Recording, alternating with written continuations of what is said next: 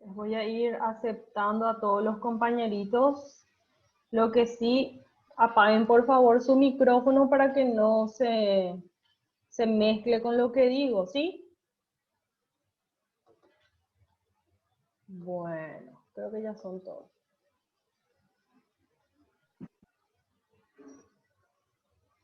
Bueno, vamos a empezar entonces la clase del día de hoy. Espero que estén bien.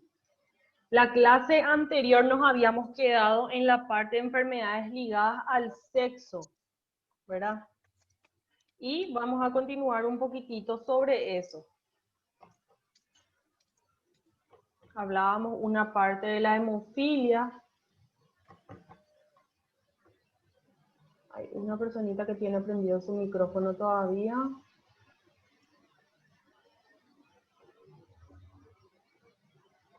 Ahora está.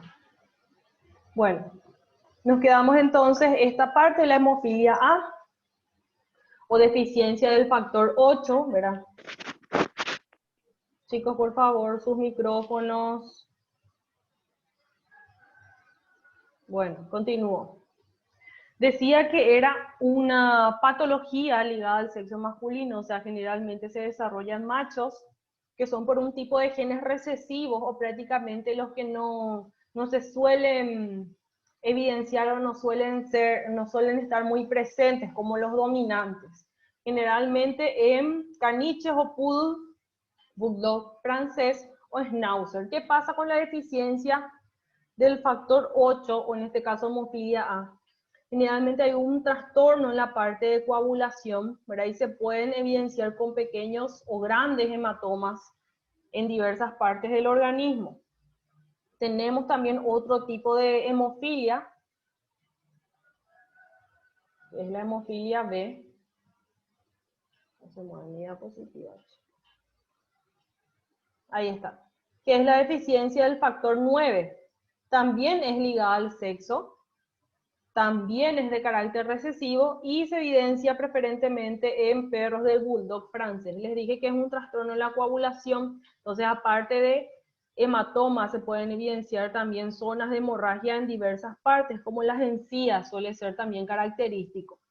Tenemos otro problemita que se denomina temblor congénito tipo A3, es común en el cerdo, exclusivo de machos, y me dice que es por la inadecuada mielinización de las fibras nerviosas del sistema nervioso central, secundario a una deficiencia de oligodendrocitos. Acuérdense que prácticamente las neuronas, si es que se acuerdan, tenían como un aislante o una capa que prácticamente evitaba que haya intercomunicación con otras o que haya, digamos, unos falsos contactos, que era la vaina de mielina. Entonces, cuando esa vaina de mielina no se encuentra en condiciones o sufre rupturas, o en este caso prácticamente no se desarrolla de manera correcta, empiezan como este tipo de signos.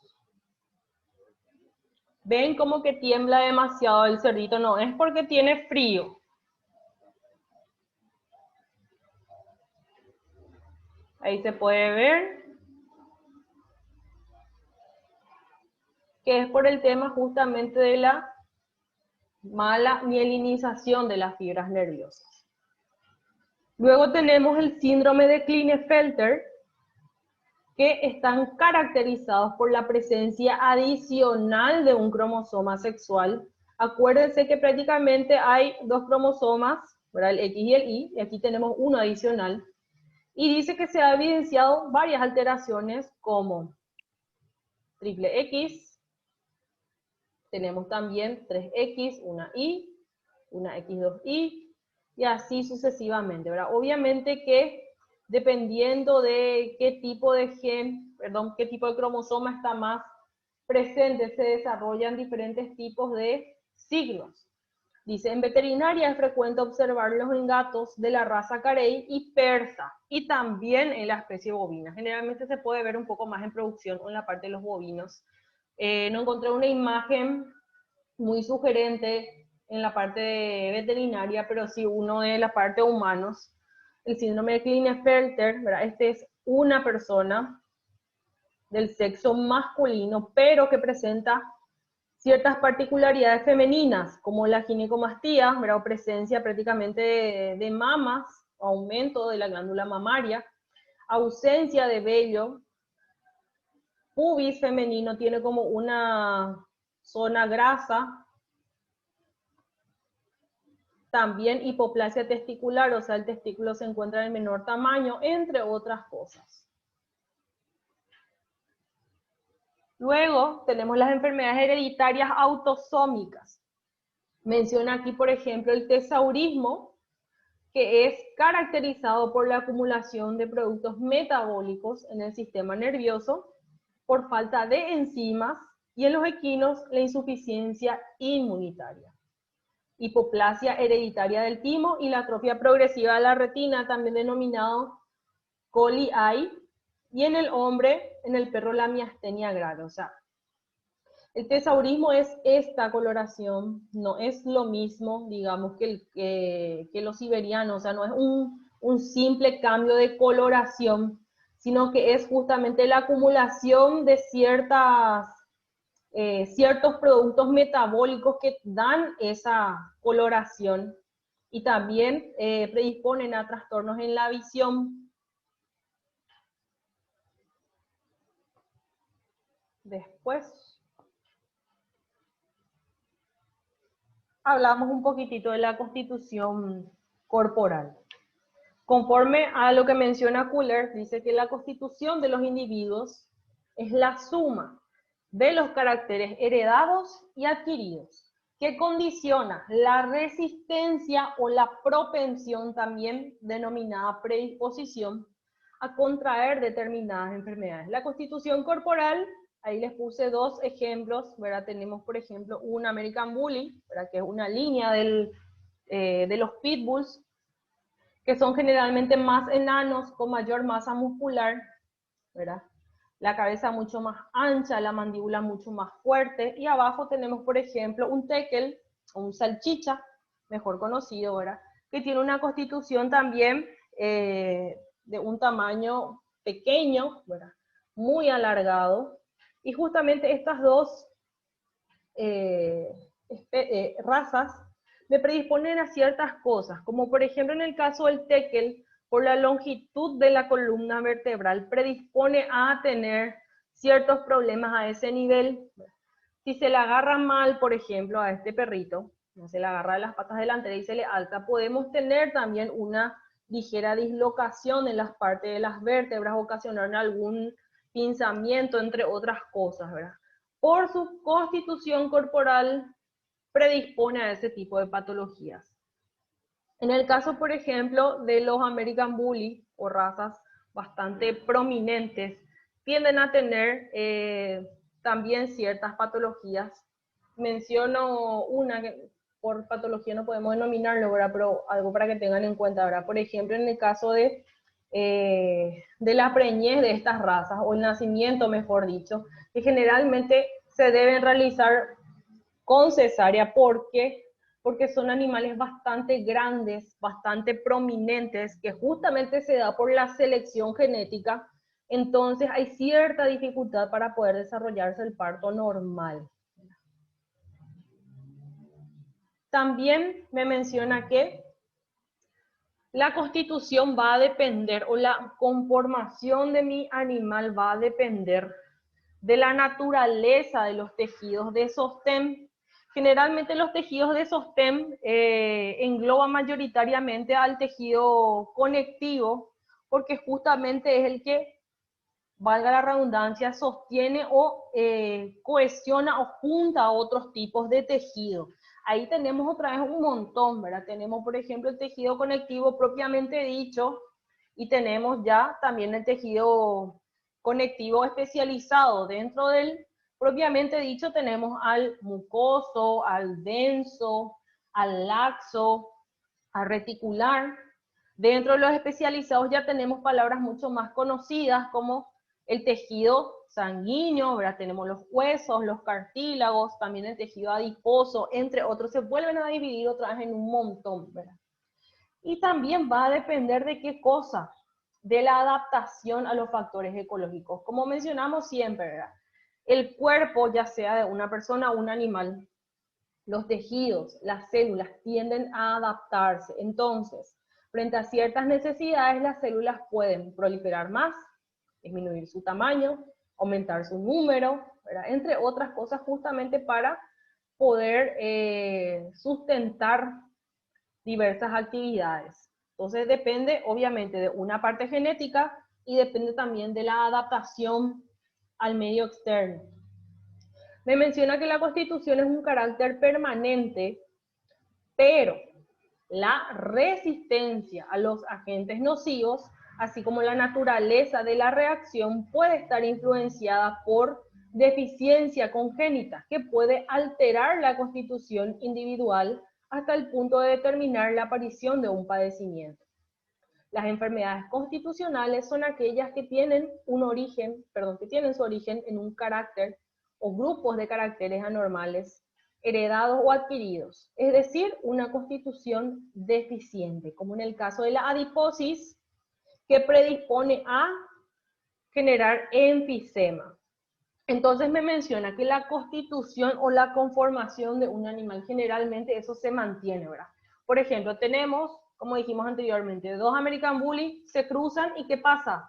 Van a mantener esa constitución de los padres y los abuelos, obviamente si es que se tiene una línea pura. Pero ¿qué pasa? El tener esa constitución fuerte, ¿verdad? No sería, digamos, el indicativo de que es resistente a cualquier cosa, sino que justamente puede haber un desbalance ya a nivel genético que me puede predisponer a ciertas patologías, como acá menciona, por deficiencia congénita. Como en el caso, por ejemplo, menciono un caso de personas, ¿verdad? Supongamos, una persona que tiene un bebé, el bebé empieza a tener una dieta alta en carbohidratos o empieza a subir mucho de peso, supongamos que la madre o el padre o el abuelo es diabético, ¿qué pasa? Predispone de manera genética a tener esa enfermedad y justamente con los factores externos aumenta el porcentaje o la probabilidad de generar una patología posteriormente. En los animales, las razas presentan una constitución definida y determina la aptitud fisiológica. O sea, una raza de bovino lechero tiene una constitución diferente al ganado de carne. Generalmente el lechero no tiene mucha masa muscular, a diferencia del que sí es de carne, y el de doble propósito prácticamente sería un intermedio entre una raza de carne y otra de leche.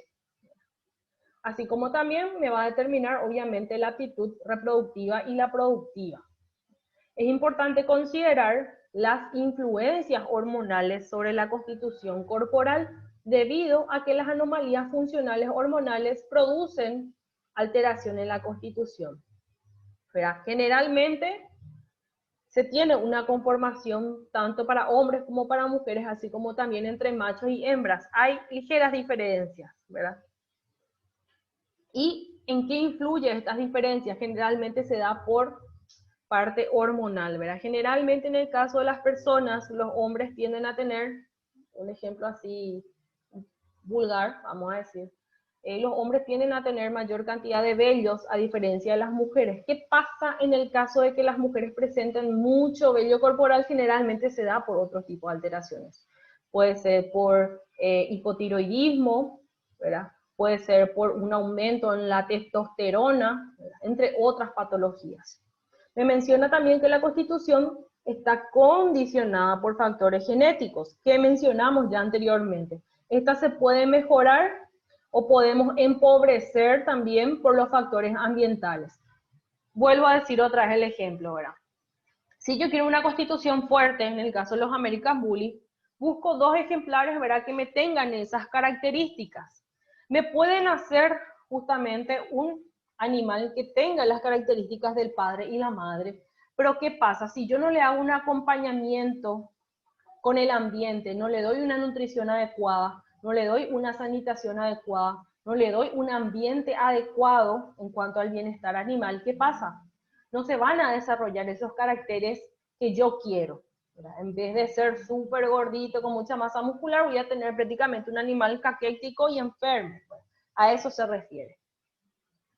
En cuanto a la predisposición morbosa, la predisposición o propensión es la susceptibilidad. Me dice que es un estado que favorece la repercusión de ciertos agentes nocivos, debido a factores genéticos, así como también a caracteres adquiridos.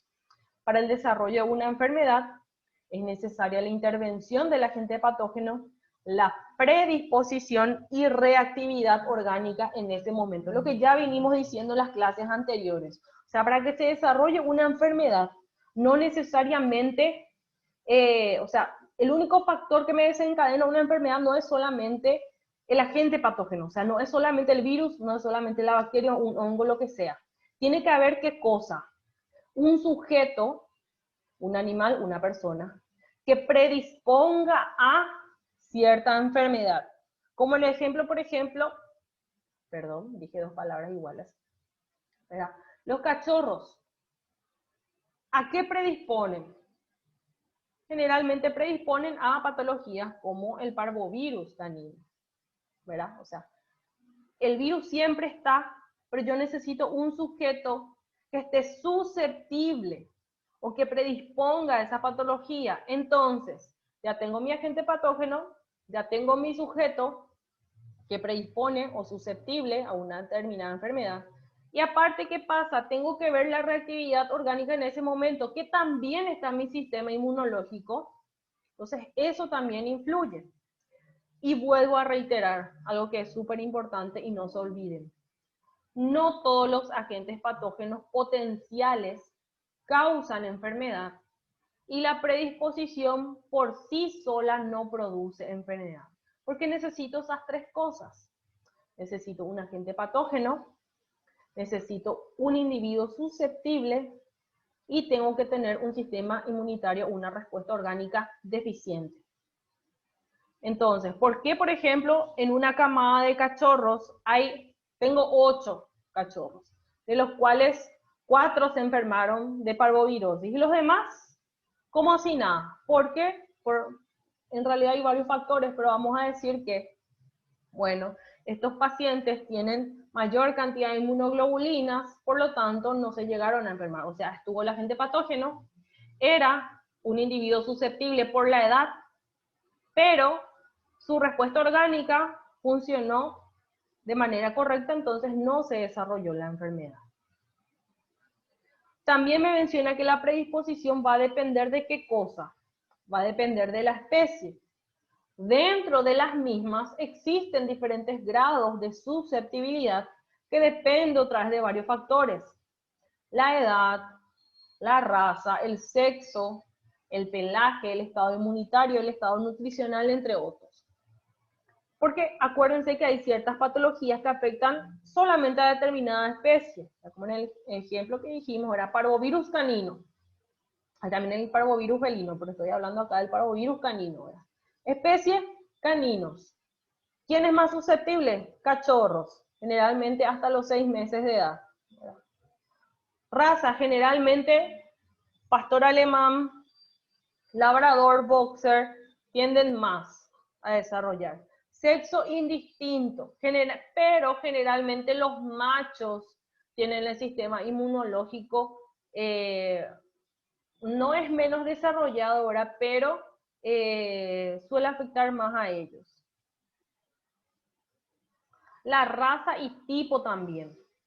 Me menciona que el ganado lechero es más susceptible a determinadas patologías, sobre todo de carácter metabólico, y a padecer mastitis que el ganado de carne, porque obviamente el ganado lechero constantemente sufre manipulación de la glándula mamaria para la extracción de leche. Entonces, por tanto, al estar los esfínteres abiertos, lastimados por el manipuleo, predisponen a ingreso de ciertos patógenos a través de ellos. Después, en el caso de los perros de razas grandes, son más susceptibles al desarrollo de patologías óseas y los cachorros a enfermedades virales, que mencionamos, ¿verdad? En el caso de los cachorritos, ¿por qué, verdad?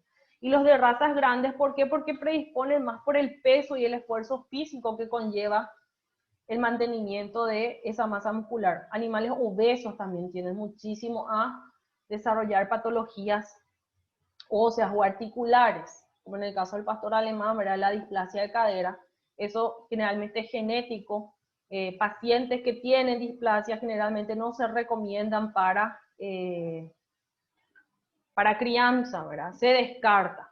Generalmente hay estudios que determinan, ¿verdad? Si es que un animal predispone a displasia de cadera o no. O sea, el ovejero pastor alemán es una raza que menciona mucho el tema de la displasia, pero también el labrador es una raza con bastante recurrencia de displasia de cadera. Generalmente se recomienda estudios de placas radiográficas, ¿verdad? En diferentes tipos de posiciones. Generalmente la ventrodorsal es la más recomendada y se ve justamente el acetábulo o digamos el grado que tiene el acetábulo. Eso les puedo mostrar en las clases siguientes para que puedan determinar también ustedes, ¿verdad?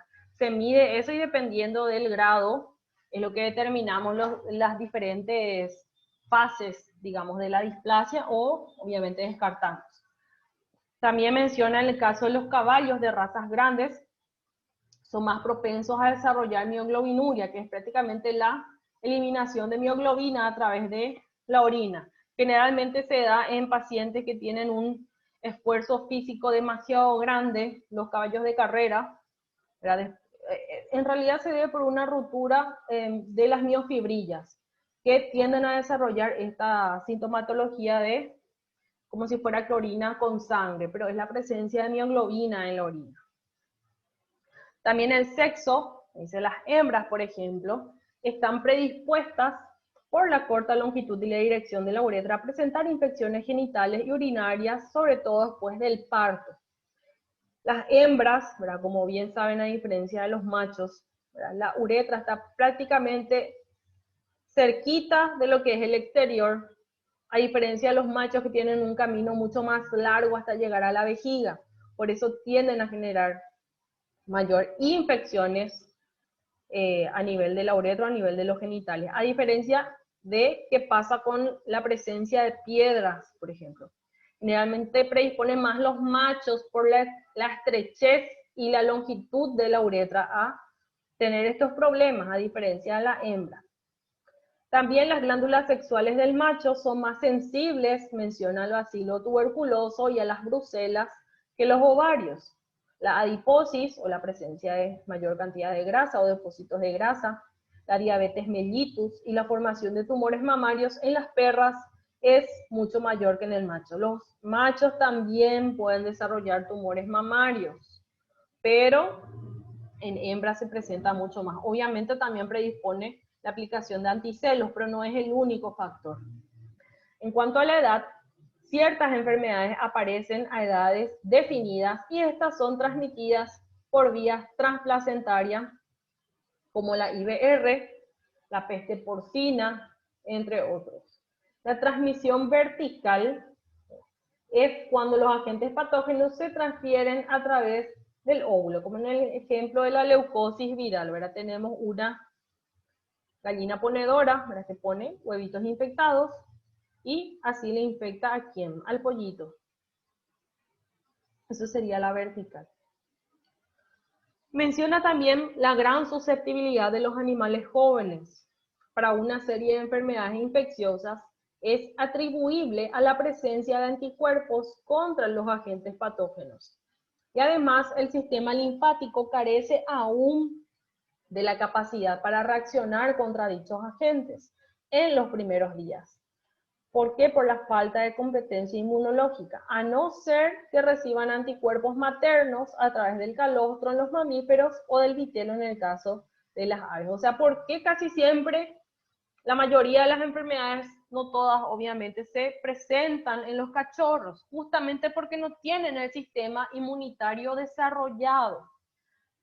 O en el caso, por ejemplo, de los pacientes que no mamaron de la madre o se les separó mucho antes, entonces, ¿qué pasa? El sistema inmunológico no funciona de manera adecuada. Entonces, en ese caso, no se generan los anticuerpos y, por tanto, ¿qué pasa? Mi cuerpo no reacciona frente a las enfermedades bacterianas o virales, generalmente. En cuanto a los ejemplos de algunas patologías que se presentan según la edad, tenemos, por ejemplo, el sarcoma, que es un tipo de tumor. Menciona que es más común en animales jóvenes.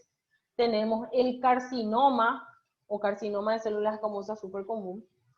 Es en los adultos.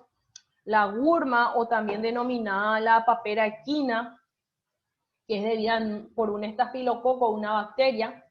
Es más frecuente en los jóvenes, en los equinos. La anemia nutricional en cerdos jóvenes, que es ocasionada por deficiencia de hierro, pobre en la leche materna. Por eso a los cerdos, antes de los 10 días de vida, se les aplica hierro.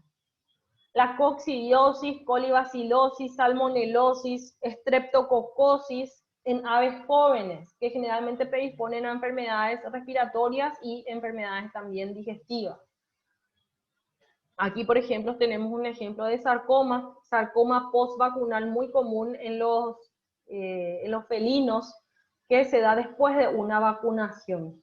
Generalmente se da con la vacuna de la leucemia felina, una vacuna que no tenemos en Paraguay, no se trae, pero actualmente se desarrollaron otros tipos de vacunas. O sea, generalmente se debe a el coadyuvante de la vacuna, que generalmente tiene un metal que predispone a la generación de estas lesiones. Es un tumor bastante agresivo, ¿verdad? Y generalmente se debe realizar la decisión quirúrgica, pero no es de buen pronóstico.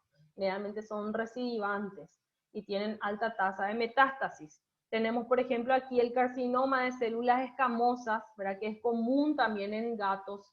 Generalmente se da en pacientes con el pelaje o la piel clara. Se suele desarrollar mucho a nivel de la nariz y a nivel de las orejas. Y este sería el caso del gurma o la papera equina. Como ven, también es un caballito bastante joven.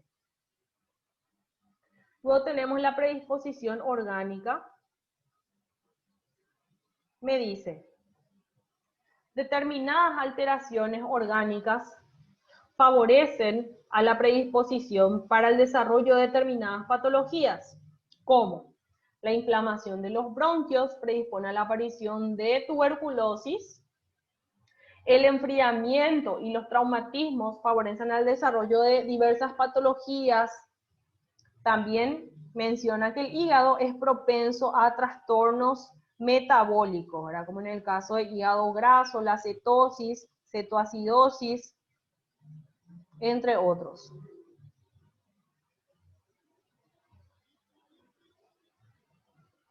También menciona los vasos sanguíneos arteriales en el hombre son propensos a depósito de lípidos, ¿verdad? Generalmente los hombres tienden más a desarrollar arteriosclerosis, ¿verdad?, que las mujeres.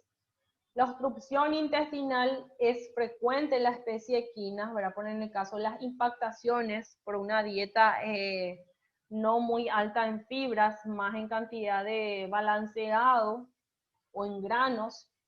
Las afecciones por Escherichia coli en algunas especies como los cerdos o las aves.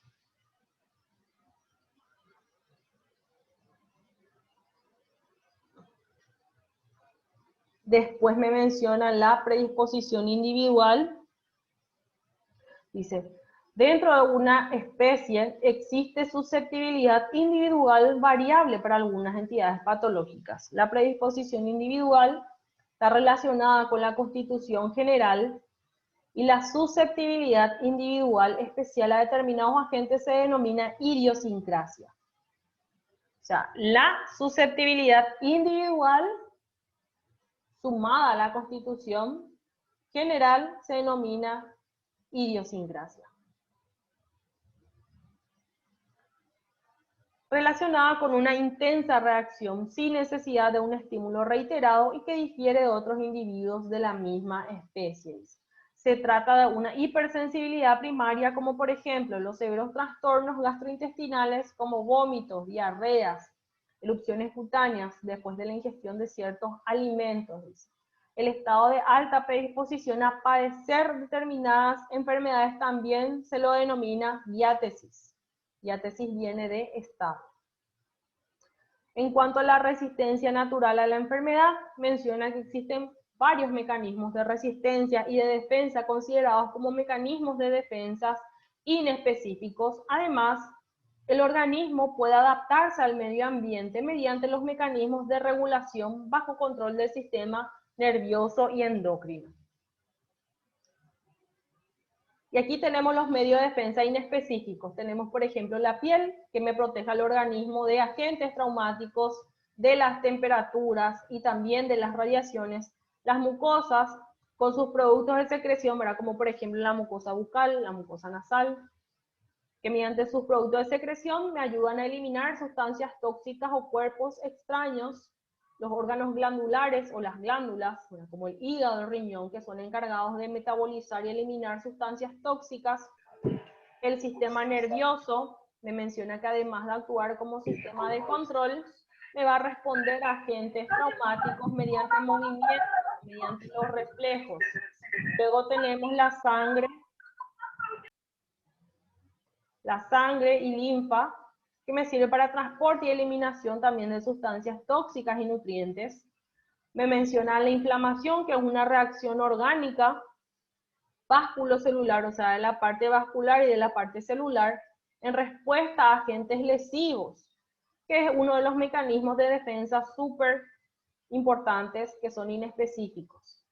La resistencia también, que es un carácter congénito que se hereda, ¿verdad? Que hace al organismo inaccesible por completo y en ciertos grados a determinados patógenos. El mecanismo de defensa también lo podemos agrupar como una inmunidad que es debida a las células y otra humoral, o a las hormonas. La inmunidad celular, ahí tenemos al sistema fagocitario mononuclear, que vamos a hablar también de eso, que está representado por células monocitarias o monocitos que son capacitados para fagocitar y también por mecanismo de pinocitosis, que es prácticamente para engullir sustancias diluidas en agua o en otros elementos líquidos. Entre ellos tenemos, por ejemplo, las células de Kupffer, tenemos la microglia, los macrófagos, las células epiteloides, las gigantes. Y además también participan en la defensa celular los neutrófilos y los eosinófilos. Dentro de las células implicadas, dice que lo realizan a través de diversos mecanismos, que les mencioné hace rato, la pinocitosis, que es la incorporación de moléculas pequeñas en el protoplasma o moléculas diluidas, la citopensis, que es un proceso en el cual las células van a incorporar sustancias que prácticamente no van a sufrir ninguna transformación dentro de la célula, y son transportados de polo a polo por el sistema de cavidades de la célula, y desempeña un papel importante, mencionan los recién nacidos, entre las 24 a 36 horas después del parto, para la absorción de globulinas por las células epiteliales intestinales. Ustedes saben que las globulinas o las inmunoglobulinas generalmente se absorben dentro de ese lapso de tiempo nada más. Después, si yo a las 2 semanas o 3 semanas le quiero dar calostro a mi ternero o a cualquier otro animal, no me va a servir porque ya prácticamente no se puede absorber las globulinas porque son estructuras grandes. La fagocitosis, que es la capacidad que ciertas células tienen para englobar y digerir moléculas grandes como bacterias, el resto de células, grasas y proteínas. Tenemos también la acumulación, que algunas células pueden acumular algunas cantidades de partículas que pueden servir como reserva de alimentos. Constituyen acumulaciones intermedias de procesos metabólicos, a veces patológicos, como en el caso de acetonemia bovina, que también vamos a hablar en las clases siguientes. La diabetes mellitus, también vamos a hablar de eso, y los depósitos de grasa sauropática. La quimiotaxis, que son prácticamente sustancias químicas que van a dirigir y estimular el movimiento de otras células, que son los fagocitos. En cuanto a la inmunidad específica, menciona que el organismo sano dispone de una serie de mecanismos específicos, así como también inespecíficos, para conservar su integridad. las cuales se dirigen en primer término contra las sustancias extrañas del exterior y en ciertas circunstancias contra las propias estructuras que reconoce como ajenas.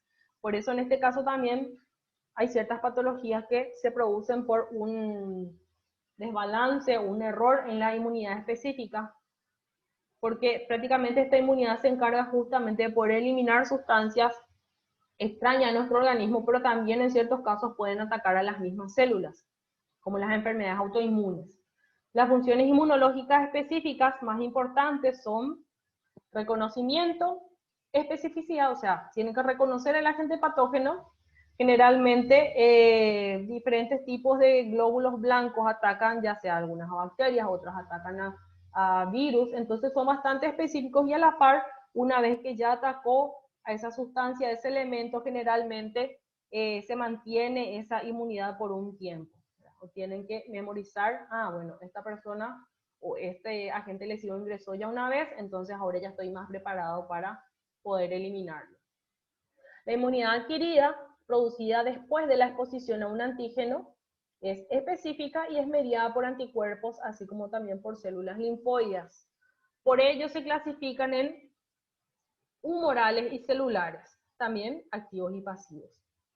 La alteración y la deficiencia de la respuesta inmunológica natural o adquirida predisponen y favorecen también el desarrollo de algunas patologías. Entonces, si es que no funciona bien mi respuesta inmunitaria o tengo una ligera alteración, me va a predisponer obviamente a producirse ciertas patologías. Por lo general, las causas externas combinadas con las causas internas es lo que me va a determinar la aparición de enfermedades. Pero los agentes externos patógenos absolutos pueden ocasionar también por sí sola una enfermedad, independientemente de la constitución o factores internos. En este caso más específicamente, como en el caso de los traumatismos.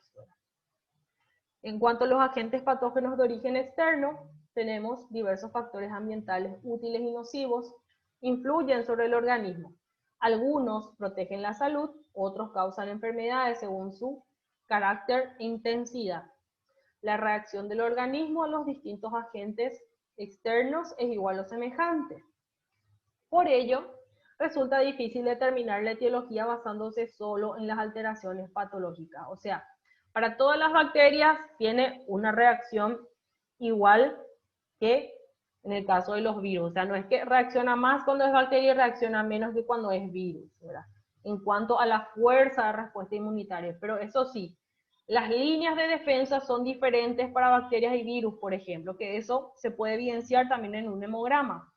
En cuanto a las causas externas, podemos tener las de origen alimentario, podemos tener también a los físicos y los bioclimáticos. Dentro de los de origen alimentario, me menciona que el organismo puede efectuar y mantener sus funciones biológicas siempre y cuando disponga en calidad y cantidad adecuada de agua, proteína, hidratos de carbono, vitaminas, lípidos y minerales, que prácticamente es todo lo que necesita mi célula para poder funcionar de manera normal y correcta. La ingestión insuficiente de estos elementos puede provocar daños en la salud y dar origen a enfermedades carenciales o carente de algo. Sin embargo, diversas patologías como anomalías dentarias, parasitarias, mala absorción, inapetencia e inflamaciones crónicas predisponen a estados carenciales deficitarios secundarios. La ingestión excesiva también, como la sobrealimentación por aporte de muchos alimentos energéticos, me puede favorecer a acúmulo de grasa, que es denominado obviamente como obesidad o adiposidad.